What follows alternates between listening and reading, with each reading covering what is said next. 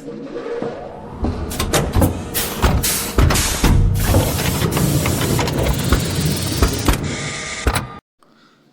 guys, we are the White Forge group, and let me introduce you to our group member, Mayali Mark, Barsaljan Bolter, and Iskandor.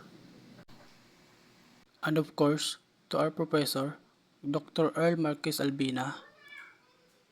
And for this video, we'll be presenting Arduino Project 3, the traffic light.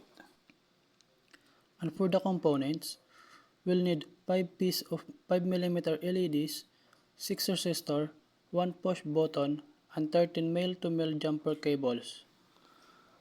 And for the assembly, first we place all 5 LED into the breadboard, 3 for the car and 2 for the pedestrian. Make sure the longer leg of each LED is on the positive side and the shorter leg is on the negative side. Second, we connect the resistor to each LED positive leg to limit the current and prevent them from burning out. Third, we use jumper wire to connect each resistor to the correct Arduino pin. Fourth, we connect all the negative legs of the LED together and link them to the GND pin on the Arduino. Fifth, we install the push button on the breadboard. One leg of the button goes to pin 9, the other to GND, with a resistor in place to ensure stable readings. Now, here's the actual video of our team assembling the circuit and uploading the code.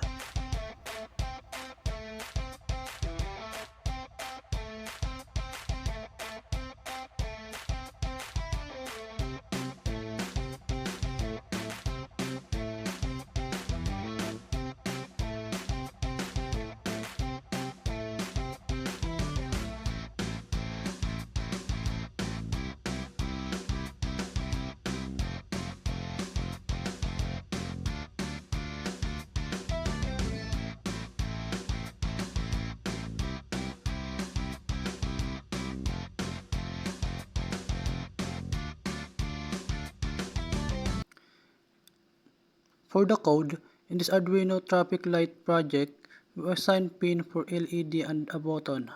In setup, LED are set as output, the button as input, and the starting state is car green with pedestrian red.